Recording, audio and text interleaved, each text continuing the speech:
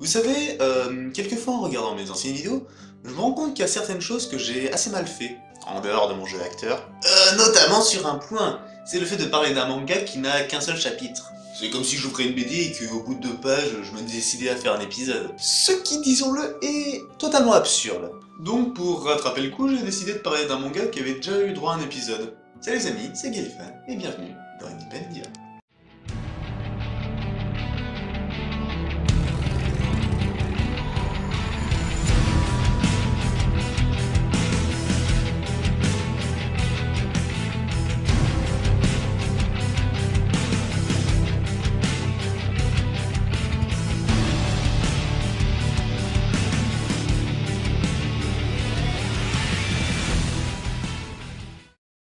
On va éviter de faire trop durer le suspense, de toute façon si t'es pas con t'as lu le titre, donc tu sais de quoi parle la vidéo.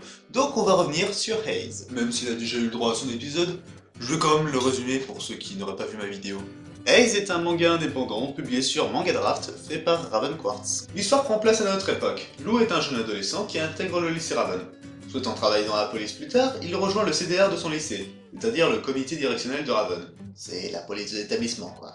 Seulement voilà, tout n'est pas parfait. Les membres du CDR sont surnommés les 5 violences. Vu le nom, vous vous doutez qu'ils ne font pas des colliers de fleurs. Les 5 violences sont les pires pourritures sur Terre. Elles font vivre à Lou un enfer, et ça pendant des mois. Mais un jour, Lou craqua. Il les massacra avant de disparaître. Voilà maintenant des mois que Lou est parti. Cependant, celui-ci revient avec un nouveau CDR constitué de nouveaux membres, qu'il baptisa la Meute. Celle-ci a pour but de faire régner la justice dans le lycée. Alors pour le titre, on va se mettre d'accord. Ça, vous le prononcez comme vous voulez. Azé, Az. Moi je le prononce Haze. Parce que ça fait classe de dire Haze. Ceci étant dit, qu'est-ce qu'on peut dire dessus? On va réparer une erreur que j'avais fait dans mon premier épisode sur Haze.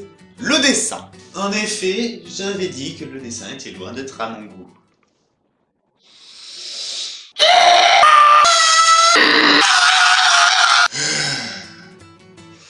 Mais bon, je suis calme. J'ai pas changé de point de vue concernant les premières planches. Elles sont toujours à mon goût moyennes.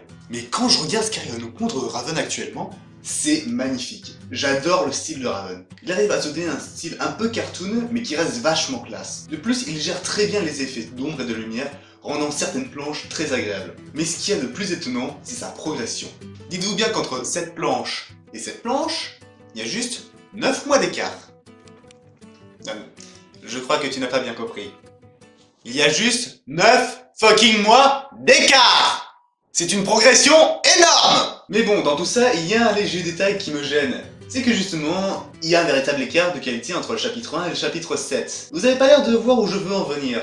Pour faire simple, les deux chapitres sont dans le même tome. Et même si c'est sympa de voir la progression du dessin, je trouve ça un peu dérangeant une différence aussi flagrante dans le même tome. C'est pour ça que j'encourage Raven à faire au moins 2-3 retouches dans ce premier chapitre. Après c'est purement subjectif, libre à toi de le faire ou pas. Je crois que c'est la première fois que je parle autant des dessins dans un Independia.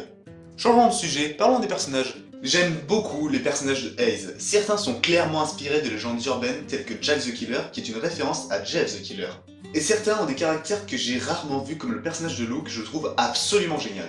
Pour vous donner une idée, c'est un anti-héros badass et complètement dingue, et c'est ça qui fait son charme. Mais ma petite préférée reste Kyo, qui a une espèce d'esprit qui fait office de double personnalité, qui la rend drôle et attachante. Et après, il n'y a pas que ces personnages-là. Il y en a d'autres tout aussi attachants que ceux que je viens de citer. Mais je vais vous laisser les découvrir. Le dernier point qu'on va aborder est l'histoire. L'histoire de Haze n'a pas l'air d'être très poussée à première vue. Tout ce qu'on a, c'est juste un groupe de jeunes avec des pouvoirs qui veulent faire régner la justice. Et si les 4 premiers chapitres semblent confirmer cela, à partir du 5e, de nouvelles choses sont mises en place, nous montrant un scénario plus sombre et plus palpitant. Au final, ces 4 premiers chapitres sont juste là pour introduire les personnages et en développer certains. Une chose qu'il faut souligner, c'est que le scénario de Haze parle quand même de harcèlement scolaire et de rejet de la société. On est donc loin d'un scénario qui est creux et sans intérêt. Donc au final, Haze est un excellent manga, et je ne vous le recommande pas, je vous ordonne de le lire et de l'acheter sur le Ulule. Ah oui, c'est vrai, j'ai oublié de dire. Cet épisode ne sert pas uniquement à récupérer votre argent et à corriger les choses que j'ai dit dans mon Independia sur Haze. Il sert également à promouvoir le Ulule du manga. Le lien pour y participer est dans la description. Enfin, vous méprenez pas, Raven m'a rien demandé. J'ai fait cet épisode de mon propre chef. Parce que c'est vrai qu'en ce moment, j'ai besoin d'argent et... Enfin bref, cet épisode est fini. S'il t'a plu, tu connais la chanson, le pouce en l'air, le commentaire, partager et t'abonner. Et sur ce, je vous dis salut les amis, c'était Galifan, votre guide dans le monde d'Independia. Pfiou! Le tournage est enfin fini. Il était vachement sympa cet épisode. Ouais. Surtout que le manga est génial. Ah, excuse-moi, on m'appelle. Je vous préviens, si c'est pour la pub, c'est même pas la peine d'essayer. Bonjour Galifan. Qu'est-ce que vous voulez? Allons, vous devez bien savoir, mes supérieurs m'ont chargé de vous ramener. Que l'on soit bien clair, je ne retournerai jamais travailler avec vous. Pas après ce que vous m'avez fait. C'est en effet regrettable ce qui s'est passé et nous nous excusons pour cela. Mais soyez raisonnable, vous n'êtes pas un simple citoyen qui fait des expériences dans son garage, vous êtes un scientifique. Vous ne pouvez pas travailler sans un matériel convenable. Fermez-la! Vous pensez pouvoir m'acheter avec du matériel de laboratoire? Après m'avoir tout enlevé? Dites ça à vos supérieurs. Je ne retournerai jamais travailler avec vous. Attendez,